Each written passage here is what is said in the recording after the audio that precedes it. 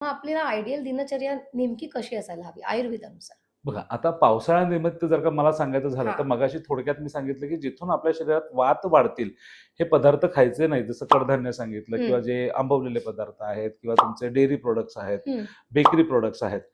तर आता काय खावं यासाठी जर का मी जर का सांगितलं, तर त्यामध्ये जिथे वात दोष वाढतो, तर त्याच्या विरुद्ध गुण काय आहेत? हं, तिथे आपल्याला तेलाचा, तुपाचा, हं, गरम मसाल्यांचा, हं, गरम गुणांचा विचार आपल्याला करायला पाहिजे. हं. अग्नी हा जर का आपला कमकुवत असेल, तर आपण पचन जिथून सोपं होईल असंच अन्नपदार्थ आपण त्याच्यात दिले पाहिजेत. बरं. तर काही समीकरणं आपण करून ठेवलेत. हं.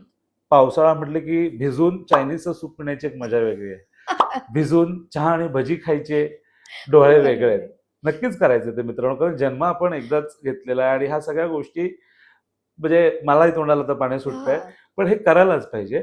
पण त्याचबरोबर सगळ्या गोष्टीला जसं मी म्हणालो, की त्या तत्त्वांनी आपल्याला सिद्ध हं, करायला पाहिजे. हं, काही गोष्टी सांगतो, की जसं आता सूप आहे. जसं चायनीज सूप आहे बाहेरचा हरकत नाही. म्हणजे प्रत्येकाचं वय आणि अग्नी हा हं. वेगळा असतो. कधीतरी क्वचित घ्यायला हरकत नाही. घरी करणार असाल मित्रांनो, तर एक निदान आठवड्यातनं 2दा-3दा आपल्याकडे बरेचसे वेगवेगळे सूप आहेत. हं, म्हणजे सांगायचं, की हं. जे काही घ्याल ते थोडंसं पातळ पाहिजे. पिताना ते गरम कोमट पाहिजे आणि हं. जमलंच तर त्याच्यावर तूप टाका. हे बरं. तुमच्या वाताच्या ह्याच्यामध्ये जसं आता आपण लग्नामध्ये वगैरे गेलं, म्हणजे आपली संस्कृती नाही, पण आपण आता हे गेल्यानंतर स्टार्टर्स, हो. ॲपेटायझर, सूप्स हे सगळे हो, घेतो. हो. सूप घ्या ना त्याच्यामध्ये. मग ह्याच्यामध्ये तुम्ही एक-एक भाज्यांचा म्हणजे टोमॅटोचा झाला, पालकचा झाला, दुधीचा हं. झाला किंवा द्विभाजी म्हणजे टोमॅटो आणि शेवगा, टोमॅटो आणि हं. पालक, टोमॅटो आणि बीट असा सूप गाजर जरी हां, तुम्ही असं. घेऊन त्याच्यामध्ये छान आलं, लसूण, कोथिंबीर, पुदिना ह्यांची पेस्ट जरी हं, करून टाकलीत, गरम मसाले टाकले, काळी मिरी वरनं पेरलीत, हं. तर हे तुम्हाला पचन करायला, तुमची अग्नी वाढवायला हे चांगल्या पद्धतीने मदत करतील. बरं. तेल आणि तूप ह्यांचं प्रमाण सुद्धा तुम्ही जर का यथोचित ठेवलं, हं, म्हणजे मी तळणीतलं नाही म्हणत आहे. हं, म्हणजे आपण अ, मिसळला जशी तर्री येते, तशा तर्री मला अपेक्षित नाहीये. हं.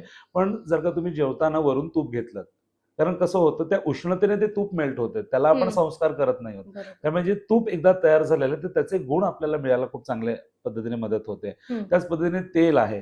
आपण जर का कच्चं तेल जर का हं, चटण्यांच्या माध्यमातून वगैरे घेतल्यास हं. बऱ्याचशा चटण्या आहेत आपल्याकडे खोबऱ्या लसणाची आहे, कारल्याची आहे, हं, जवसाची आहे. हं. त्याच्यावर कच्चं तेल जर का टाकून हो. घेतलं, तर हे जे कच्चं तेल आहे, हे तुमच्या एकंदरीत दैनंदिन जी प्रकृती आहे, ती हं, छान वाढवण्यासाठी आणि कुठेही वातदोष तुमचा विकृत होणार नाही, हं. याच्यासाठी छान पद्धतीने ती मदत करू शकते.